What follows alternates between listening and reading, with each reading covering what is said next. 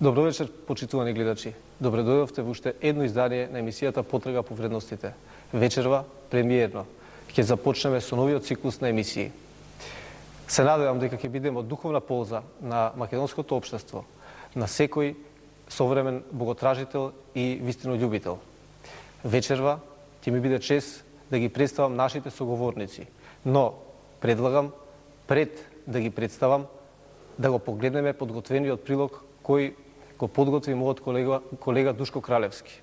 Најстариот индиски законник, наречен Ману Смрити, вели: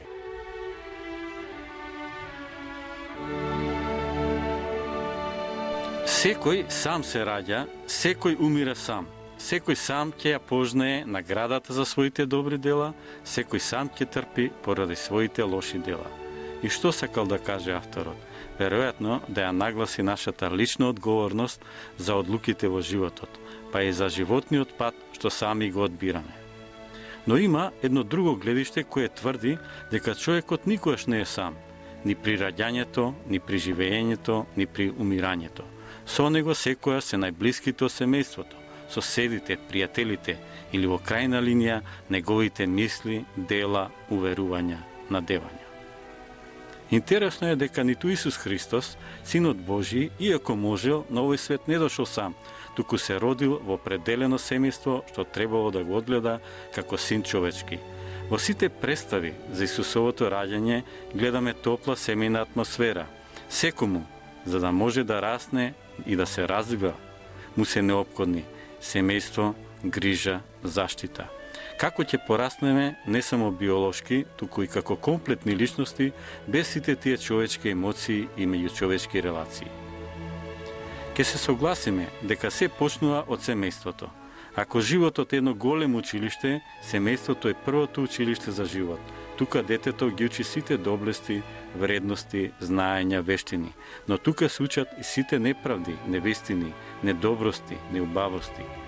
Од искуство знаеме дека е можно и на некое буниште да израсне убав цвет, но и обратно, во житото да изникне какол. Сепак тоа се само исклучоци, а правилото ни е добро познато. Крушата под круша паѓа, односно какво дрво, таков клин, каков татко, таков син. Најчесто, исто како и со здравието, вистинската вредност на семејството ја дознаваме откако ќе го изгубиме или кога ќе се оддалечиме од него. И тогаш ја сваќаме пораката што своевремено ја запишал Светозар Марковиќ. Семејната љубов ги воспоставува благородните чувства во човекот, кога човек не е сам на светот, кога има некој кој го сака и кога тој сака некого, тога животот му е помил и поцелосен. Книжевникот Алија Наметак забележал: кој нема жена не знае што е уживање, кој нема деца не знае што е задоволство, а кој нема жена и деца не знае што се грижи. Затоа ги има се повеќе млади и не толку млади што предпочитаат да останат сами безгрижни или барем со помалку грижи. Дури и меѓу големите мислители има такви како Франсис Бекон кој тврди: кој има жена и деца им дал заложници на судбината, зашто тие се пречка за големи потфати, било во добро, било во зло. Секој родител се разбира, најпрво се грижи за своето семејство, но ние луѓето како да забораваме дека имаме небесен родител, кој се грижи и за птиците небесни и за полските цветови, а најмногу за своите човечки чеда. Затоа Исус вели: не грижете се и не говорете што да јадеме или што да пиеме или во што да се облечеме, зашто тоа го бараат и безбожните. А вашиот Отец Небесен знае дека од тоа имате потреба, но барете го најпрво Царството Божие и неговата правда и се друго ќе ви се придодаде. Секој одговорен родител го подготвува своето дете за животот во семејството и во општеството, но кој знае во какво општество ќе живеат денешните деца. Ако ги научиме во себе да ги вградат вистинските човекови вредности, тие ќе бидат и добри семејни луѓе, и добри граѓани на светот, но уште повеќе градители на Царството Божие во себе и околу себе. Сега ќе ми биде чест оваа вечер да ги најавам моите соговорници. Презвитерот Тодоров Ивица и директорот Светлана Јованова. Добро вечер. Добро вечер. Повелете, Отец, би сакал да започнам со вас. Што значи брак? како институција преку призмата на црквата? Па јас сум читал многу дефиниции за брак, и особено кога ме поканите на оваа емисија тука, кога се подготвував, така барав една најсоодветна дефиниција, ја најдов кај романскиот теолог Димитрий Станилое, кој вели дека бракот е животворната келија, односно келијата во која се создава животот, се продолжува животот, се учиме за живот и разбираме што е живот. Всушност, тој тргнува од таа предпоставка дека нашето тело, за да може да функционира и за да биде вакво какво што е, основната точка животворна на нашиот организм е клетката, таа келија, животворна келија. И всушност од таа животворна келија ние добиваме живот, таа не одржува во живот. Всушност во целото наше општество, животворната клетка на целото наше општество е семејството. Тоа е таа животворна келија во која Бог го вдахнал животот, во која се пренесува животот, во која се негува животот, во која се учиме што е живот и во која разбираме што е смислата на животот. Така да, на тој начин јас разбирам дека бракот е училиште за живот, односно во бракот учиме за тајната на животот, а исто така разбираме дека животот има единствена своја смисла и сила која го одржува, а тоа е љубовта. Значи, оној кој е во брак, тој разбира што значи да го живее животот, да создаваш нов живот, да го негуваш тој живот, да го воспитуваш тој живот, да влегуваш во тајната на животот и сето тоа проткаено со тајната на љубовта. Тоа би било дефиницијата за брак. Ви благодарам. Светлана, вие двајете од една организација што се нарекува Центар за советување и помош на жени Лидија Срце што чука. Да. Која беше идејата и која е целта на вашата организација? Центарот за советување и помош на жени Лидија Срце што чука пред се центар кој што е отворен за да им помогне на девојките и на жените кои што се соочуваат со непланирана бременност, но и на оние жени и девојки, па дури и мажи кои што поминале низ абортивното искуство. Значи оние кои што во своето семејство имале еден, два или повеќе абортуси. Целта беше да им понудиме на жените место каде што може да се чувствуваат сигурни, место каде што може да се чувствуваат прифатени и да дојдат слободно да побараат помош, без да се чувствуваат дека на тоа место ќе бидат осудени за одлуката која што треба да ја донесат или пак која што ја донеле предходно. Благодарам. Сигурно и вие имате мислење и став за бракот, за семејството. Како е вашиот однос од таа насока? За мене лично бракот е заедница меѓу маж и жена. Тоа е дури и уставно и законски. Место каде што мажот и жената стануваат едно тело, се одделуваат од своите родители и веќе оформуваат свое семејство. Место каде што може да се надоградуваат самите себе, да се пронајдат самите себе, затоа што до моментот пред да стапат во брак, тие живеат еден начин на живот. Во моментот кога кажуваат да еден на друг, тие почнуваат нешто ново, едно ново искуство и за двајцата, се откриваат самите себе на начин на кој што претходно не ни знаеле дека можат да се чувствуваат, да реагираат, дали им пречи што пастата за заби не се стиска на средина или на почетокот, така што бракот е заедница каде што самиот човек на некој начин повторно се раѓа и прераснува во нешто што е поискрено и подлабоко човек каде што го изградува својот вистински карактер. Отец Ивица, бракот не е само социјална заедница, таа е еден вид и духовна, може би целта на нашиот создател да биде духовна заедница. Така, па јас кога го започнав оно што сака да го кажам за бракот, може би тргнав од една метафизичка точка на нештата, односно како Бог тоа го благословил, како Бог тоа го промислил, но ние живеејќи во овој свет, бракот го гледаме исто така и како нешто што е многу битно во овој социјален контекст на екзистенција. Го дефинираме и низ некои социјални аспекти и бракот може да се гледа од многу аспекти, да. Но пред се и над се црквата бракот го доживува како духовна работилница. Сега ќе објаснам тоа што значи, убаво го спомна тоа Светле пред малку кога пасата за заби. Може би некој пред да влезе во брак, односно пред да влезе во една конкретна љубовна заедница, кога си ги миел зъбите, пастата ја земал од средина, ја притискал и така натаму, и тоа го правил со години, може би родителите му подкажувале нешто, но од едното во влегло, другото излегло.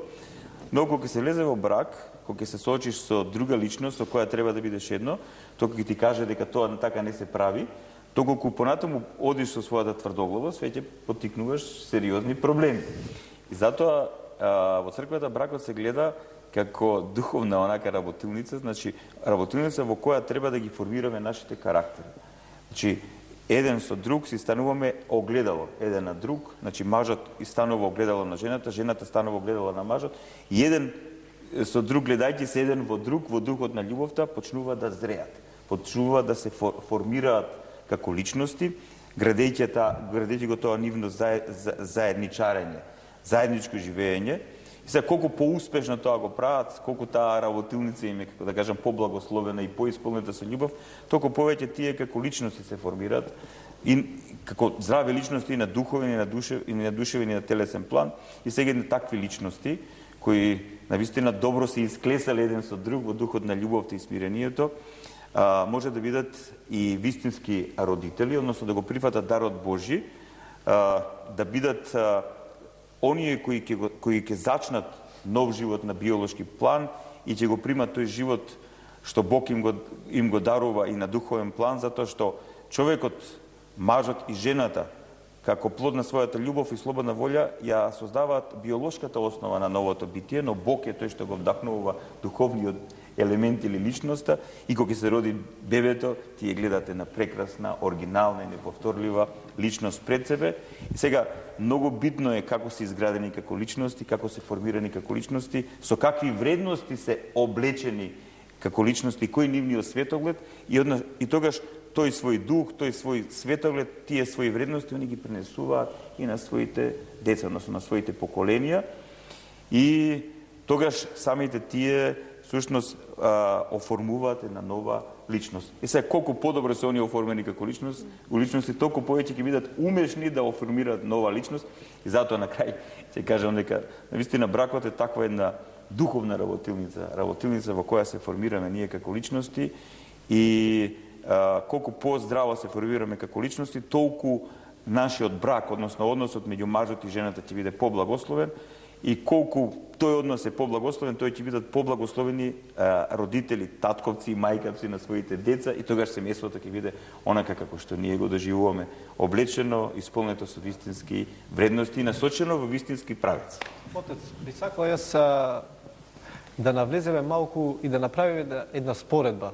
Знаеме дека бракот како институција си постоел од секој пат, дефинирана во светска призма, но јас сакам да направиме една разлика и да потенцираме во што е разликата помеѓу христијанскиот брак и световниот брак. Дали и зошто е христијанскиот брак како свет брак, и можам да кажам преку православна призма во христијанскиот свет бракот е ставен како света тајна. И сега би сакал малку повеќе да ни објасните зошто е света тајна и зошто самиот брак е свет, за разлика, да кажеме, од световниот брак, кој сосема поразлично се поима. Така, јас имам некое свое доживување на сето ова. За мене, според мојот светоглед, иако во христијанството некои работи се по-дефинираат околу тоа што всушност е светата тајна брак и така натаму, но според мене бракот од секогаш бил свет, затоа што бракот е благословен и формиран од тој што е светиот. А тој што е светиот е нашиот Творец, а тој е свет затоа што е живот, затоа што е извор на живот. И самиот тој, благословувајќи го бракот меѓу маж и жена, на еврејски било иш и иша, мажек и женка на еден начин, кои мажот и жената, односно човек, човечица и така натаму, зависи од преводот, сочинуваат една целина. И го создаде Бог човекот, го создаде машко и женско. Сега, Бог е тој кој го благословува тој однос меѓу мажот и жената, за да преку нив се продолжува животот.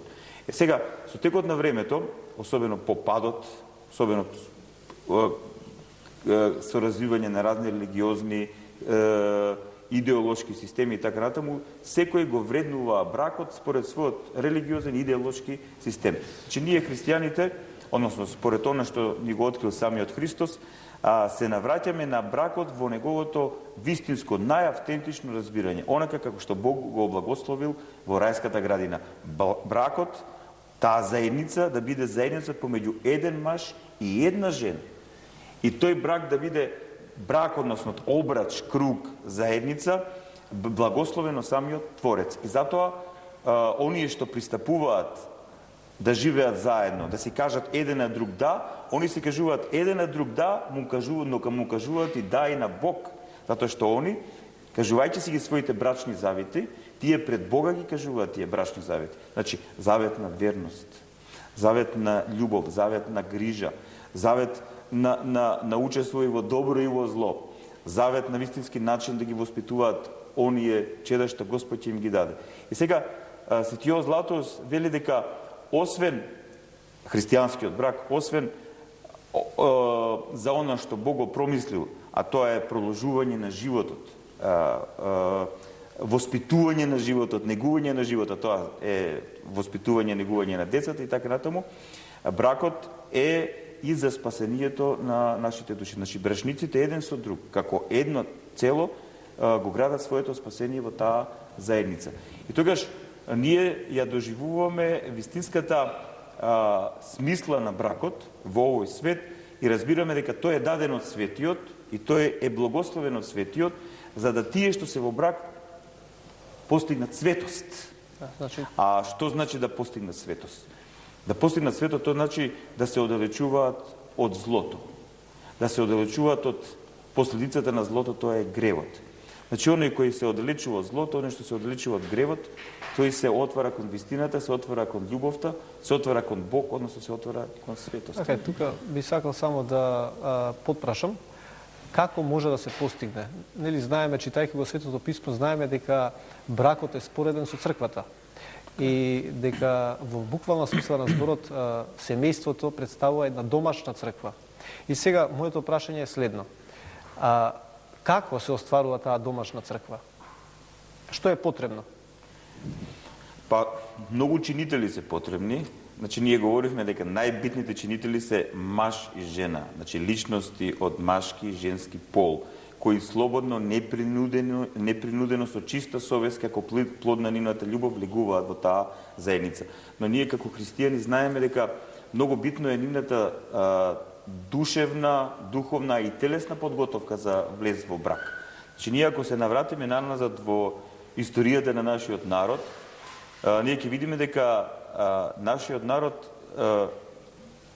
внимавал да ги практикува Божите заповеди во подготовката пред брак. Значи, луѓето пред да влезат во брак, односно пред да влезат во таа заедница, внимавале и на својата телесна чистота, на своето детство, внимавале на својата душевна чистота и така натаму, ја граделе својата душевна чистота. И затоа, ако ќе нашле партнер соодветен, кој е плод на нивната љубов, тогаш тие својата љубов ја објавувале на своите најблиски, односно на своите родители, на оние што им дале живот, за да тие што им дале живот сега ги благословат нив, за да они го продолжат животот. И затоа прво се прави веридба, така кај нашиот народ, и тоа е всушност и прв дел од светата тајна на венчавање, се прави веридбата. Значи тие отворено тој во дел социјалата, не е да, не е случаен, апсолутно. Значи тие во социјалата, тоа е социјалната компонента на бракот. Значи тие во социјалата во која се си искажуваат отворено дека тие си даваат верност еден на друг. Тоа што значи да си даваш верност? Тоа значи дека тебе сум те избрал за жена, тебе сум те избрал за маж. Веќе престапува потрагата по други партнери, да го натаму. И тука започнува тој љубовен круг, кои се темели на жртва, затоа што нашата падната природа, нашите огревовени димензии, острастени и текако не сака да не извлечат, како да кажам, од таа состојба на верност и жртва. И затоа бракот исто така се доживува и како подвиг. И подвигот започнува преку верноста. И кога ќе се утврди и покаже верноста, кога ќе созре моментот као овие две личности, тогаш тие доаѓаат во молитвениот дом, во црквата, заедно со своите најблиски, така ратамо пред Бога и свештенослужителите го благословуваат тоа нивно заедничко живење. Ако може да се Светлана, јас сакам исто да ве прашам. Гледав дека внимателно го следевте отец Ивица и тој добро објасни која е Божјата промисла на бракот и какво било претходното искуство на нашите предци, нели, во традицијата бракот овде во Македонија. Меѓутоа, каква е состојбата денеска од вашето искуство, сигурно ќе биде интересно да го дополните ова. Токму на тоа сакав да се надоврзам, значи разликата меѓу христијанскиот брак и световниот брак. Голем удел имаат и приоритетите. Значи, кај христијанскиот брак приоритетите се едник, во световниот брак приоритетите се сосема други. Во христијанскиот брак приоритетите се пред се духовната зрелост на партнерите, моралната чистота, етичкото живење и вложување во идните генерации. Додека кај световните бракови најчесто гледаме дека приоритетите се сосема различни. Приоритетите се успех, кариера, пари, добар живот, удобен живот, поголем стан, подобра кола. Значи, има многу разлика овде. Често се случува, да речеме, и кај оние брачни партнери каде што тие не полагат многу голема вредност на духовноста, да се и определат воопшто да немаат деца. Значи, тие се определуваат да живеат, и јас може би рекла малку себично, затоа што гледаат само да се угодат на себе, на својата душа, воопшто не размислуваат за идните поколенија.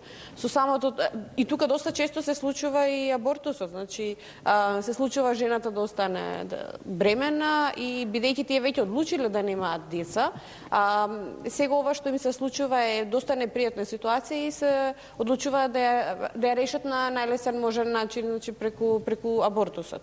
Но жално е што не може да ја согледаат поголемата слика што Господ ја има за нив. Значи, Господ не ги создал мажот и жената за да бидат само тие двајца, туку ги создал за да се размножуваат.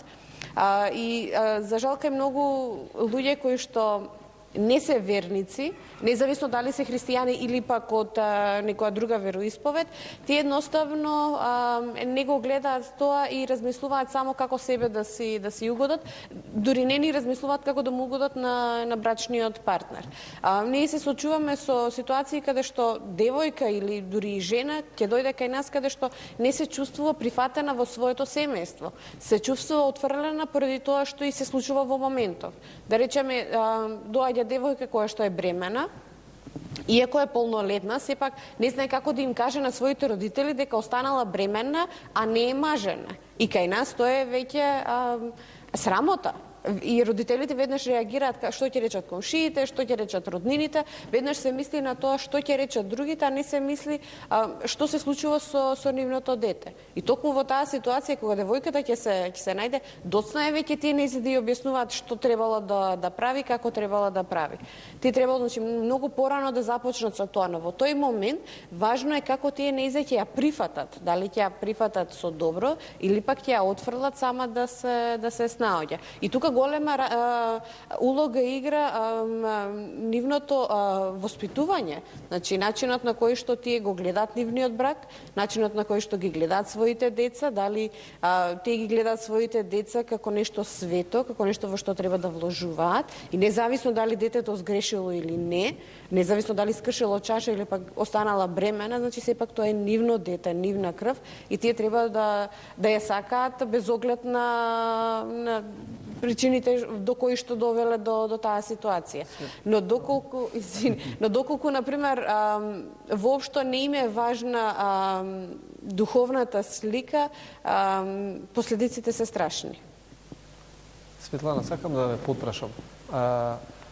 Дали ви се случило ситуација некоја девојка, жена, да се јави кај вас да побара помош, па дури и да посредувате помеѓу незините родители или маж, евентуално? Дали имате некои конкретни такви примери, кога сте се ставиле во една таква ситуација, кога треба да објаснувате дека треба да бидат прифатени, дека веќе е сторено, дека треба да се најде некое решение? Да. Имавме, значи, неколку ситуации и во двата случаи, значи, и кога имавме девојка, на која што и беше потребна помош со незиното семејство, но имавме и жена, каде што кај нејзе веќе беше пета бременост во прашање. Кај девојката интересно беше што на почетокот родителите беа тие што најмногу ја притискаат да направи абортус. Ние како центар... Како пристапувате? Ние сакаме да ги видиме и двете страни, затоа што не би било фер да ја поддржуваме само девојката, а не можеме да ги осудуваме родителите, затоа што и тие се наоѓаат во непријатна ситуација. Значи тоа не се случува само на девојката, туку се случува на целото семејство. Да. Се случило тоа што се случило. Доцна е веќе за карање, за тепање, значи најдобриот начин е ајде да видиме што можеме да направиме од сево ова, да ги разгледаме сите опции што ги имаме и да поразговараме како семејство. Ние преферираме, значи, кога девојката ќе дојде сама или жената, најпрви со нејзе да разговараме и да ја испитаме како е нејзината и домашна ситуација. Затоа што многу пати, речи секогаш тие доаѓаат без родителите да знаат дека се кај нас или без родителите да знаат дека таа воопшто е бремена, или пак мажот да знае дека... Обично после колку време доаѓаат? После месец, после 2 од бременоста? Зависи. Секогаш е различно. Например, се случува да дојдат веќе откако ќе помине 3-4 месец, па ќе почне да им стомачето да им се покажува и веќе се во ситуација каде што не можат да ја кријат бременоста и мора да реагираат. Или пак... Значи, пофино би било да дојдат на време. Па, на да време. може да им дадете објективно некое решение. Да. На време, значи, кај нас абортусот е легален после 12-тата недела. И сега на девојките обично им се дава тој временски период од како ќе дознаат дека е бремена додека да влезат во 12-тата недела да донесат одлука што ќе прават со својата бременост. И не само на девојките, туку и на жените во брак. И ова е периодот каде што тие навистина треба да размислат што треба да направат и тоа е периодот кога што им треба советување, независно дали е од нашиот центар, од пријател, од родителите или пак од свештено лице. Тоа е периодот каде што тие треба да се обратат за помош. Така, ја мислев на време во смисол бидејќи претпоставувам сите тие добиваат дали некоја другарка на некоја да кажеме која што сака да и помогне, па ќе каже, слушај, оди тамо и тамо, сум слушнала дека може да се изврши абортус без да знае никој и само толку пари треба да најдеш. И од тој аспект сака да кажам на време, да се заштити, да може да се даде еден објективен одговор за да се упати девојката или девојчето во една права насока. Да. Видите, на време, значи, на време пред да забремени. Тогаш веќе... Тоа е најреално. Тоа е најреално да биде, значи, да дојде и на време да и биде објаснето што може да се случи. Веќе кога се случило, значи, тоа останала таа бремена, кај нас доаѓаат и на почетокот, да речеме се случува да дојдат 2 недели бремени, 1 недела бремени. Она што тие сакаат да го направат е да им се потврди дека навистина се бремени. Ние како центар им нудиме бесплатен тест за бременост, кој што го правиме во центарот. Доста често тие направиле еден тест дома, 1, 2, 5 теста, зависи дали му поверувале на првиот или не, и сакаат да се осигураат дека тестовите што ги направиле дома се точни. Доаѓаат кај нас, правиме тест за бременост и во тие неколку минути, кога дури ги очекуваме резултатите, ние разговараме со нејза.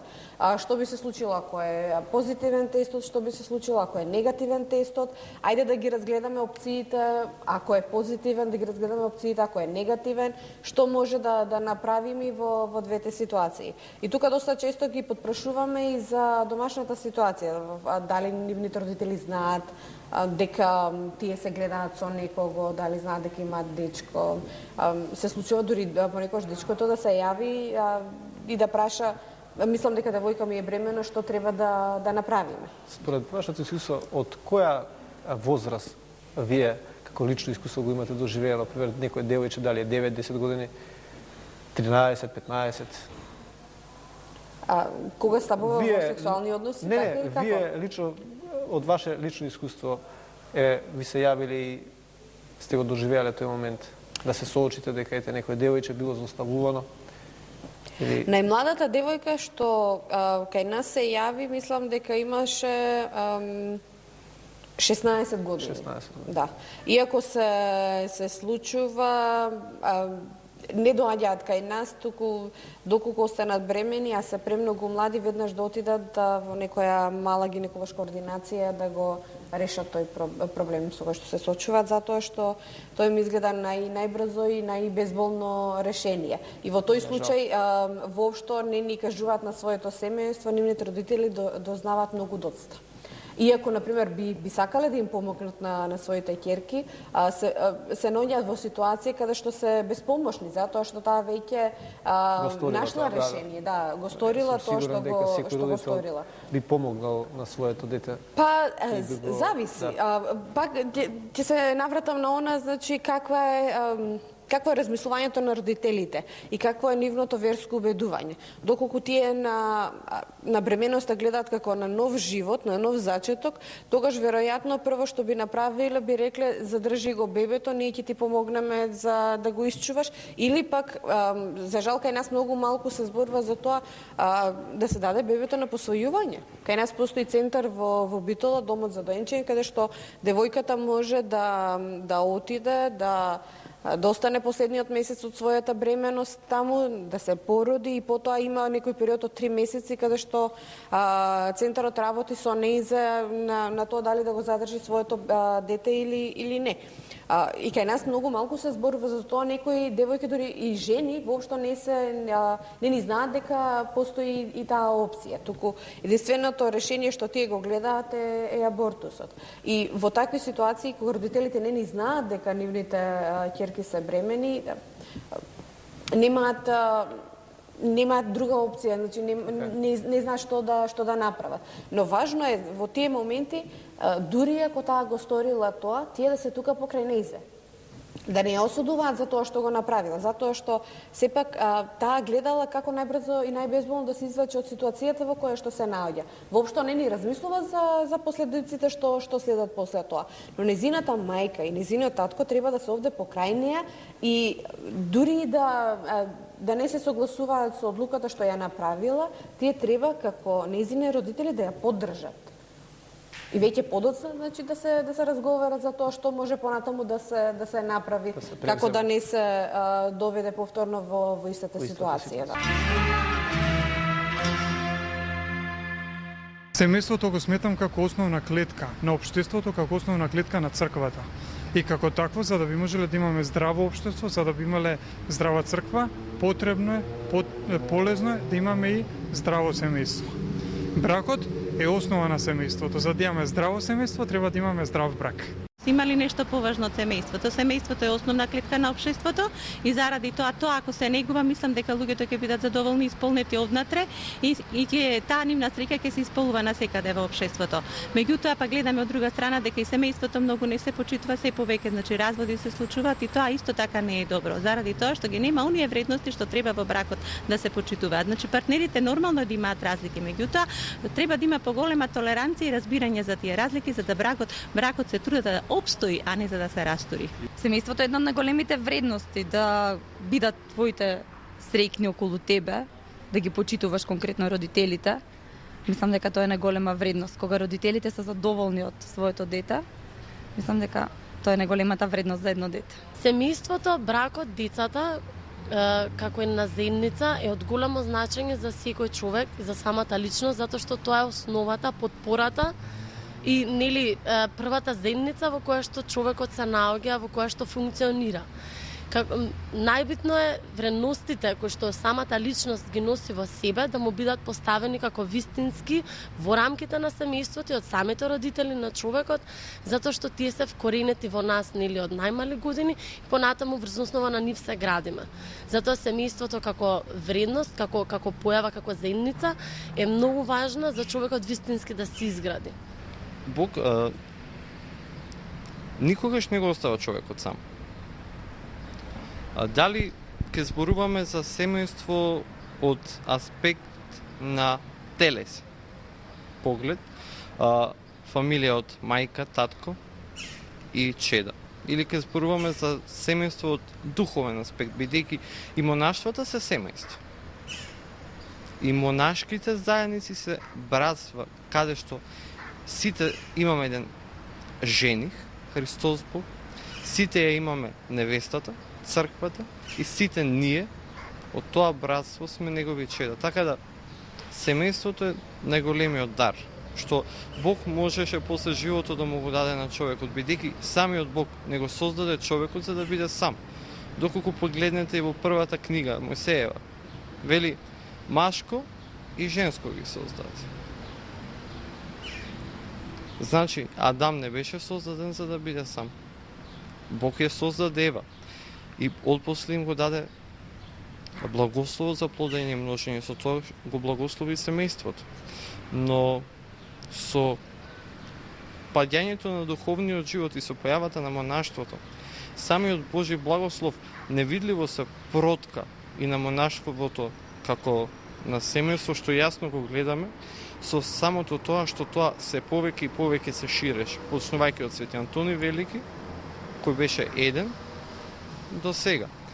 Да збориме реално. Она што не е благословено од Бога, не може да се шири. Она што Бог не го дозволил, никогаш не може да го биде светилото на денот. Семејството како вредност, мислам дека е многу битно, бидејќи во семејството е тоа домашно воспитување и некогаш мајка ми што ми има кажано дека детето се учи до 7 години, додека тргне на училиште. Така да мислам во семејството се учат најосновните работи, таа култура и баш тие вредности кои што претходно ги спомнавме, како треба тоа дете да се однесува, како да ги разбера работите, да има почит спрема повозрасните, исто така како треба да се однесува спрема своите врсници, спрема родителите, браќата, сестрите. Токму поради тоа мислам дека семејството е многу битна нишка во целокупниот живот и во општеството и место каде што може навистина многу да се научи и од правилните работи кои што се дешаваат во семејството, а исто така и од грешките на родителите. Еве јас како дете, бидејќи се уште немам основано свое собствено семејство, за да зборам како родител. Отец Ивица, вие сте парохиски свештеник и сигурно дека имате искуства во оваа сфера. И кои се вашите искуства и кои се вашите совети во ваква ситуација? Јас кога започнав емисијата, започнав така со една дефиниција од христијански аспект, но исто така пред да дојдам на оваа емисија разговарав со еден мој пријател кој он е христијанин нака по традиција и кога разговарав баш за тоа дека ќе снимаме една емисија посветена за семејството како вредност и така натаму за бракот, он мене вели: слушај, отец Ивица, што е бракот? Бракот ти е мрак. Односно, тоа ти е нужност во која двајцата се од нужност и тоа што ќе им се роди го чуваат од нужност. И целото тоа што го прават понатаму животот го прават од нужност од немајкади. Така натаму викам многу ти интересна дефиницијата. Вика, оче, вика, интересна и точна. Но велам да, може би е точна според тоа до кој степен денеска е паднато разбирањето на тоа што е бракот. Што е смислата на бракот и која е одговорноста да се живее заедно. Еве како што тоа го говореше Светлана и оној разговор и така натаму. Ние гледаме дека денеска еден добар процент од младите луѓе кои не се во брак, па и многумина оние што се во брак, просто немаат скоро никаква представа за тоа што значи да живееш заедно со некој. Имат исто така мала представа за тоа што значи да влезеш со некого во емотивна, љубовна и сексуална поврзаност. ти треба да размислува дека сето тоа не е како било која друга работа која не отвара било каква одговорност по тоа. Овие нешта поврзани со бракот, со тој однос меѓу мажот и жената на тој телесен, емотивен, љубовен план и така натаму, се крајно сериозни и затоа треба луѓето да внимаваат дека сите нешта кои се последица од несериозниот пристап од овие нешта може да предизвикат последици, далекосежни последици во однос на целиот живот на тие личности во овој свет. И затоа ние кога го читаме Светото писмо и во Стариот завет и во Новиот завет, кога завлегуваме длабоко во праксата на црквата, не случајно со векови се пренесува таа суштинска порака. Пред да се влезе во брак, треба да се внимава на сексуалниот живот.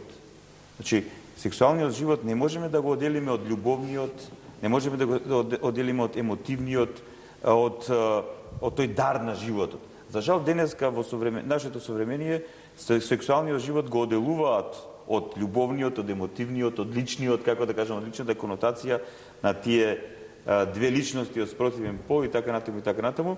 И сексуалноста ја доживуваат како потреба за остварување на некој нивно лично задоволство. При што едната и другата страна се претвараат во објекти, еден на друг за остварување на нивно лично задоволство. И овој начин на доживување на сексуалниот живот, за жал, е многу распространет денеска. И тој е последица, страшна последица, за многу катастрофални нешта што се случуваат во личностите, како и на машкото, така и на женското, несаканата бременост, абортусот, роденото дете и така натаму и така натаму. Сето тоа предизвикува сериозна последица која не можеш да ја рипнеш, не можеш да ја заборавиш, не можеш да ја делитираш.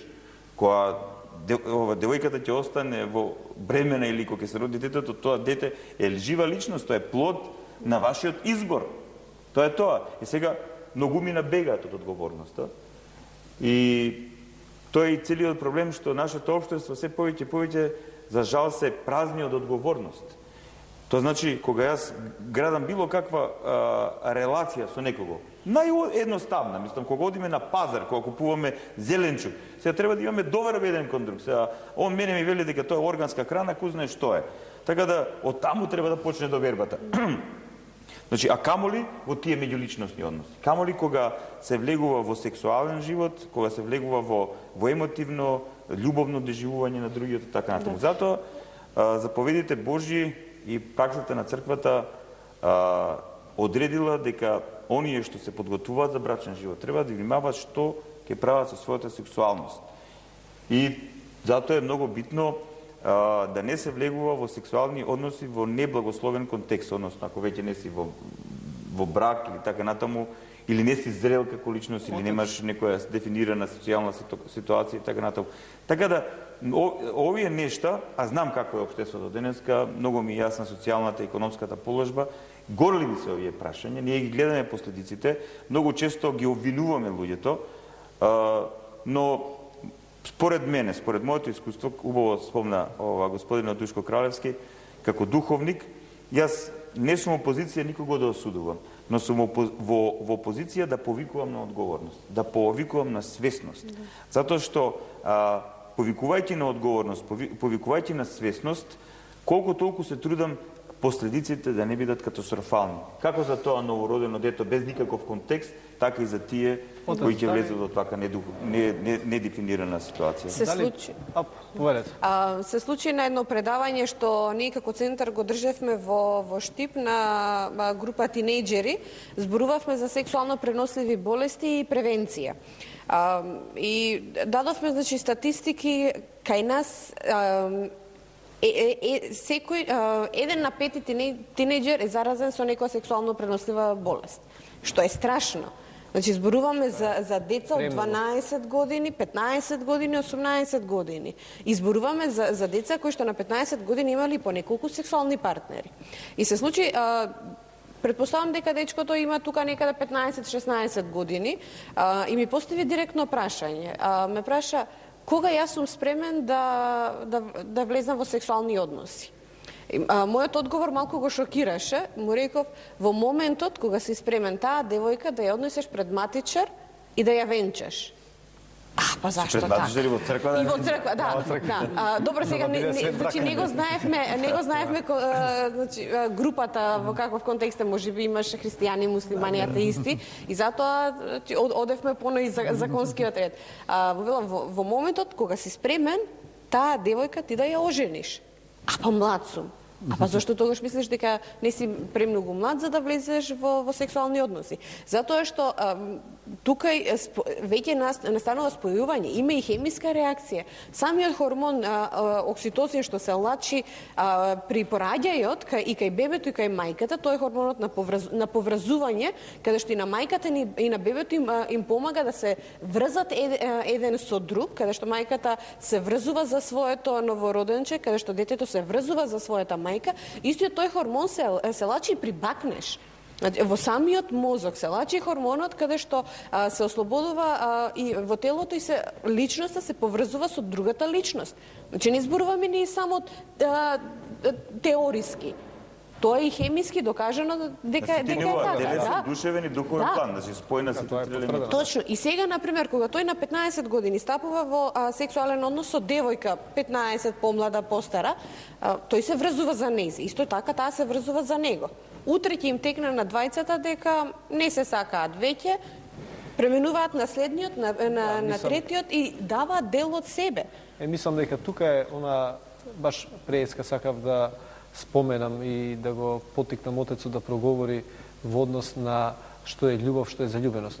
Мислам дека би се сложиле вие сите со мене дека најголемиот проблем во денешното време, поготово кај младите, е непознавање што е љубов. Не знаејќи, тие мислат дека заљубеноста е љубов. И мислам дека најчесто тоа се провлекува низ целиот живот. Нормално, секој ден што сака да напредува во својата мисла и да созрева, би сватил дека љубовта е нешто повеќе. Поготово ако споменам дека христијанската љубов е рамно на само жртва. Како што рече отецот пред малку, дека за пастата како пример. Мислам, за еден клуч како успешен брак и добар брак би било, вака еден мој коментар, да еден со друг се прифатат, еден со друг да се жртвуваат и да се даваат во љубов. Значи, тука би ја споменал и библиската љубов од коринтјаните, каде светиот апостол Павле многу точно, прецизно ја опишува и ја дефинира љубовта. И би сакал конкретно за таа љубов да проговорите. Значи, вака, сето тоа е интересно кога ние зборуваме за љубов. Мислам, јас тоа скоро секој ден го зборувам и го повторувам. Има три нешта кои ги вербуваме секој ден, а всушност колку ги разбираме, тоа е чудна работа. И од друга страна, многумина ги употребуваат овие три збора кои ќе ги кажам, а кој знае што подразбираат под нив. Тоа е Бог, љубов и слобода. Значи, денеска многумина зборуваат за љубов, кој знае што подразбираат под љубов. Значи, први и основно, љубовта е состојба, тоа е можеби највисоката состојба. Кај Свети Јован Лествичник тоа е највисокото ниво што една човечка духовна личност може да го оствари. И љубовта се учи, и како што, односно, љубовта се учи и за љубовта се учи, да ја препознаеме. Како што и на самиот почеток спомнав, бракот е таа животворна клетка. Но таа животворна клетка настанува од друга клетка. Односно, еден нов брак настанува како последица на претходни бракови. Татко, мајка, син, ќерка и сега овие понатаму. Но целата приказка е што децата научиле за љубов од своите родители. Што нивните родители научиле од претходните. Значи, што они разбираат под љубов, разбираат под живот, разбираат под брак, разбираат под вредност и така натаму. Првото нешто што ние го доживуваме како светоглед, значи, според тоа како ќе го доживуваме и вреднуваме светот околу нас и сето тоа што се случува во нас, тоа го добиваме прво во семејството. Значи, многу е битно во каква состојба е нашето семејство денеска. На духовен, етички план и на секој друг план. Да видиме, всушност, што родителите може да пренесат. Потоа, исто така е образовниот систем.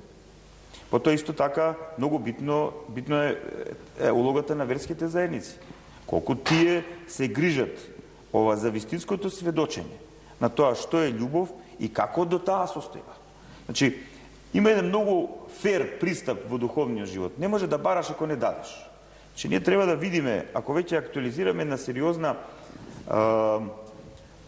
последица, дури болна последица во нашето општество од тоа што многумина не знаат што е љубов и под љубов подразбираат многу погрешни нешта, да видиме што ние сме дале како родители, како брачници, како свештеници, како чинители во социјалниот живот, во општествениот, во образовниот живот и така натаму.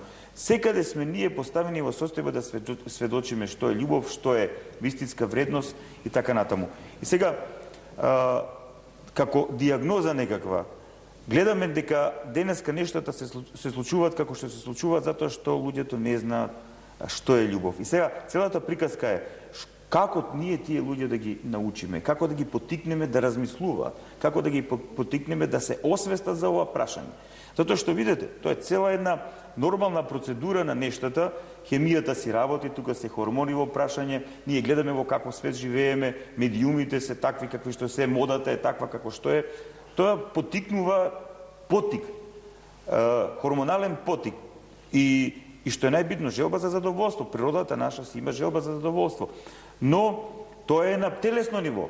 А сега целата приказка е како на таа потреба ќе одговори нашата душа или нашата свесност или нашата личност. Затоа не сме животни, туку сме личности. Туку сме луѓе, да.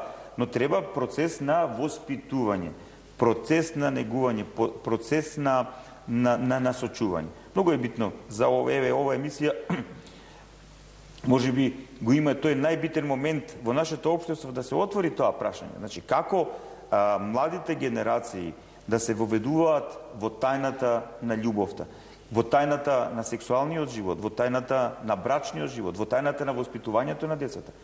Сето тоа би било прекрасно ако се темели на библиските вистини, така натаму. Но ние како верски заедници, односно како Македонска православна црква и било која друга верска заедница која има здрави темели, треба да ги сведочи тие нешта, но овие нешта пред се и над се е битно да се сведочат и во семејството, и во нашиот образовен систем, и во нашето општество. И тогаш нештата ќе почнуваат да се менуваат.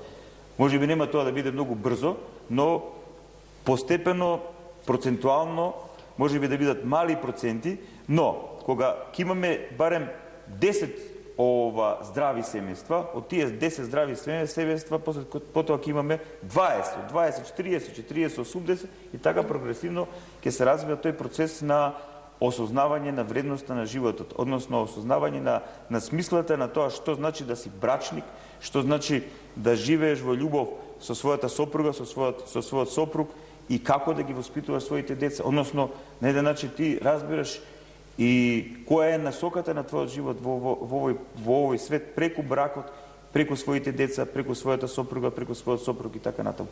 И тогаш бракот навистина станува животворна келија, односно извира живот, а не проблеми. Ми самото семејство е основата на општеството. Ако имаме здраво семејство, ќе имаме и здраво општество. Ако имаме болни семејства, ќе имаме болно општество од разноразни болести. Значи, не само финансиски, туку и духовни, и морално, и етички. Ако во самото семејство од сексуално преносни болести до ментални, психички пореметувања и така натаму. Токму така. Многу од менталните расстройства не се наследни. Тие се стекнуваат во животот, тие се учат. Ги доживуваме на улица.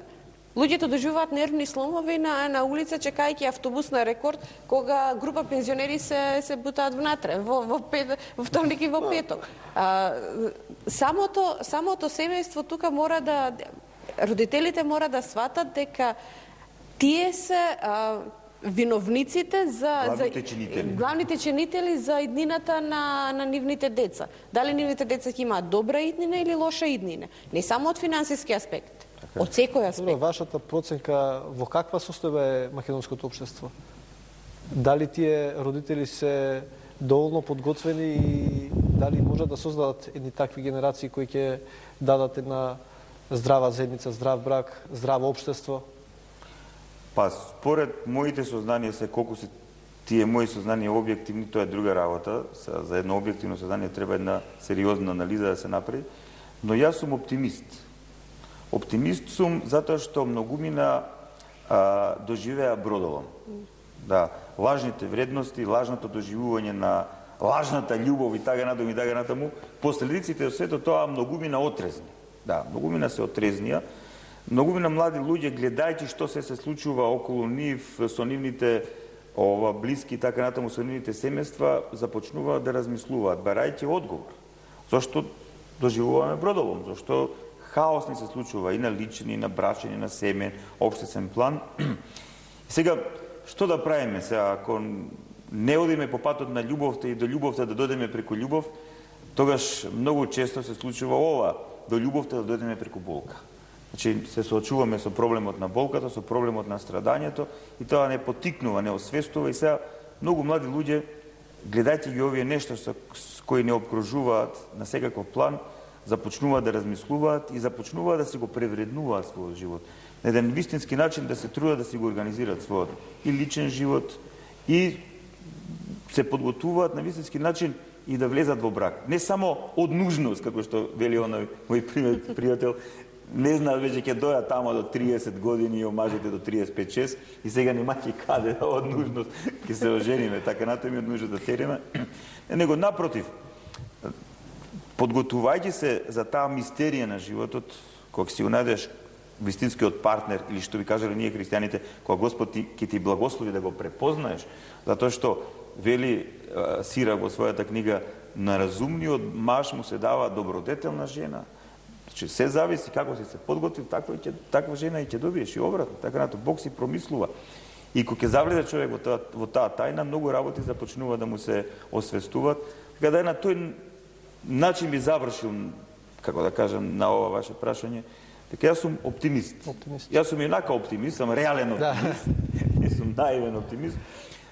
Тоа е, болката не потикнува да размислуваме, болката не потикнува да бараме и болката не потикнува да најдеме вистинско решение. Затоа што кога си со погрешно решение боли, нема радост, нема смисла, нема живот, нема топлина, нема свежина. Мислам дека кога би се сватило дека љубовта не е само заљубеност и дека не е само чувство на некое си задоволство и не знам посебно чувство во душата, исто сакам да го потенцирам и моментот, она што го споменав преска од 13-та глава од Коринќаните, каде што прецизно е објаснето и опишено што значи љубов. Би сакал да кажам и да потенцирам она за нас најголема љубов, која што ни ја даде Создателот Господ Исус Христос, кој што умре на крстот за сите нас. Значи, тој преку својата жртва покажа дека тоа е совршената љубов. Значи, кога луѓето би знаеле да си даваат љубов и да идат во, значи, преку таа призма, би имале еден брак кој што љубовта би растела. Не би било она како што велат меѓу луѓето дека штом се ожениш, постепено љубовта ќе олади и ќе исчезне. Значи, јас не би се сложил со тоа. Што мислите вие? Па, пред некој ден читав на Фейсбук за еден брачен пар. Мажот имаше негде околу 96 години, не знам дали се тя, а жената негде околу 87-8 години. И они викат, ние сме во кулминацијата на својата љубов. Да. Значи, ние гледаме дека тука нема заљубеност, нема хормони, нема игра на телото, нема симпатија.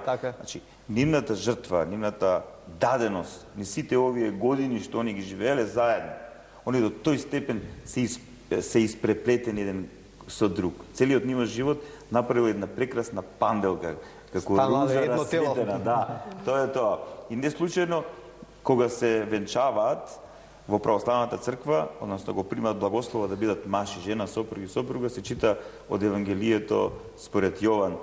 Тоа чудо што нашиот Спасител го направи на свадбата во Кана Галилејска, вода, вино.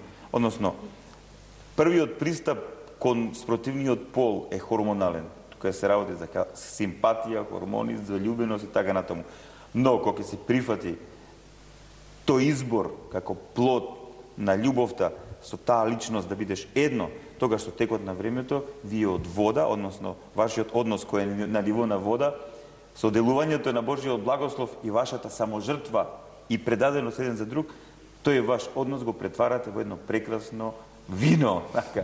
И тоа прекрасно вино е таа радост од нивното заедничко живење. Јас кога читав за овие двајца, како они живеат заедно, и они кога се шетаат, се држат за рака, тоа е тоа, на тие години. Тука веќе нема хоромани, нема игра, значи тоа е вистинската љубов. Да. Ама тоа се стигнува. Тоа е процес. Треба да разбереме дека во животот се е процес. Ама се започнува со љубовта. Може би таа љубов од почетока ни била 10 грама, а прераснала денеска во тие години во 10 тона. Ама тоа треба да се негува.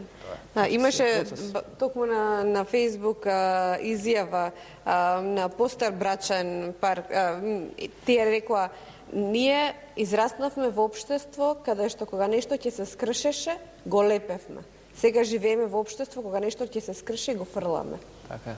И токму тие алудира на нивниот брак. Дури да нешто не е во ред, тие може да разговараат и да се потрудат да го решат.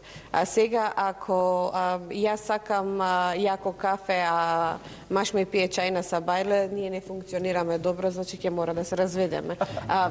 Се доведува до банални разлики кои што се надминуваат, секако. Ќе научи пастата нормално да ја стиска одоздола, не на средина. За се си има свое време. Токму да, имаше пред некој ден надпис што го читав, двајцата ја прославија 86-та годишница од својот брак. Тој имаше околу 107 години, таа околу 102, не сум точно сигурна. И неговата изјава беше тајната за успешен брак е да слушаш својата сопруга. Така што јас тоа не знам колку е точно, веројатно што ми издржале 86 години во брак, мора да е точно. Тој е разбрал тајната да ја слуша својата сопруга, а ако ја прашале неја да го слуша својот сопруг, тоа е тајната на благословениот брак. А како реагираат кога им кажете вие дека мажот е глава на семејството и на жената? Па тоа ова што треба да го кажав, да. Тоа е тоа. Кога ќе си дадат еден со друг љубов и разбирање, тогаш жената го прифаќа својот сопруг како оној кој ја зима одговорност, но исто така сопругот знае со кого ја споделува таа одговорност. И тоа е тоа. Јас предлагам да ја привршуваме емисијата. Не би сакал да завршиме ако не кажам дека мојот колега Трајче е родител на 4 деца и за крајот би сакал едно како завршен заклучок од сите нас на оваа тема за семејството и како ние го согледуваме и како гледаме вистинско благословено семејство. Јас би сакал да дополнам и да кажам дека навистина пред се ми е чест вечера што разговаравме и се надевам дека допревме до гледачите. Одговоривме на многу прашања. Сега сакам да кажам како еден заклучок накратко дека слушајќи вака од моите соговорници и нормално од лично искуство, како што кажа мојот колега Душко Кралевски, татко сум на 4 деца, среќно оженет, морам да признам дека ние се трудиме да биде преку взаемна жртва, ние заедно ги одгледуваме и би сакал да потенцирам дека нашата љубов оди во нагорна линија. Значи не е вистина тоа кој ќе се каже дека љубовта се лади. И исто така сакам да кажам како клуч за еден успешен брак потребно е што? Според моето мислење и според моето лично искуство, а може и вие ќе се сложите со тоа, дека е потребно да се биде благодарен кон својот сопруг и сопруга, значи да се прифати, да се биде благодарен за ручекот, да се биде благодарен за разговорот, за кафето, па макар и некојаш да се сгреши, да се испие едно горко кафе, не би било проблем. Значи, вториот момент би било да се простува. Значи, многу е важно да се простува. Значи, без разлика, како што спомена Светлана, за ако треба да се залепи, треба да се залепи, треба да се прости, да се прифати. И на крај ќе кажам едноставно дека тоа е тоа, љубовта треба да се гради. Тоа е процес и бара пожртвуваност и бара посебно внимание. Нормално, за да биде свет еден брак, потребно е да биде во тој брак Бог. Сега, јас тука би завршил, би сакал да се заблагодарам на моите соговорници, благодарам. Благодарам што не поканивте и onda да го одговорам на прашањето на Душко. Значи, според мене, како човек кој е во брак и има деца, за мене семејството и бракот имаат и каква вредност во мојот живот. И длабоко се надевам дека се тоа што го зборувавме ќе ги потикне од оние што не размислувале до сега да разбере дека бракот и семејството имаат благословена и висока вредност во животот на секој човек. Така. Јас ви благодарам за ова ваше учество. Навистина бевте позитивни соговорници. Дојде и самиот крај на оваа емисија. Сега би сакал да го погледнеме и последниот прилог.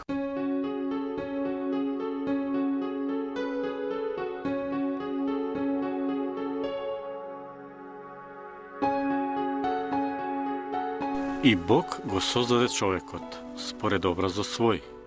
Според образот Божји го создаде, машко и женско ги создаде. Прва книга Мојсеева.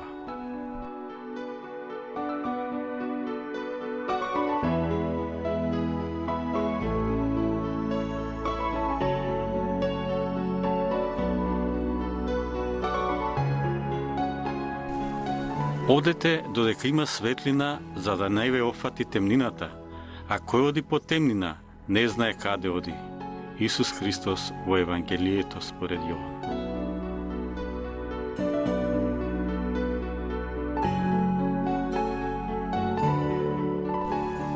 Разумна, добра жена не оставај, достоинството нејзино поскапо цене од злато.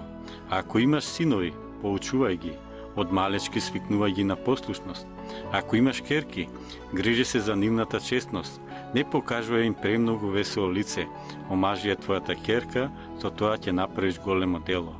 Подари ја на разумен маж.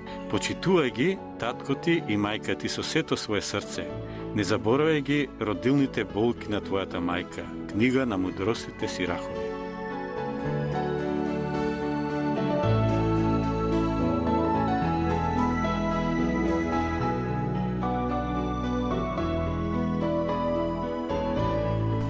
Вашата убавина да биде не надворешна, односно во плетењето на косите, китење со злато или облекување на облеки, туку внатрешна, во срцето на сокрениот човек, во постојаност и тих дух, што е драгоцено пред Бога.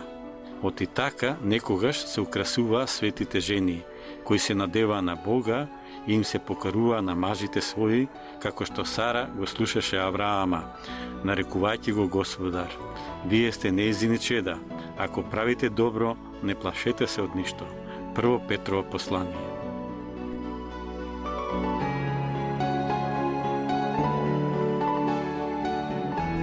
Бракот на сите треба да е чесен и брачното легло чисто, а блудниците и прелюбниците ќе ги суди Бог. Послание до евреите од апостол Павле.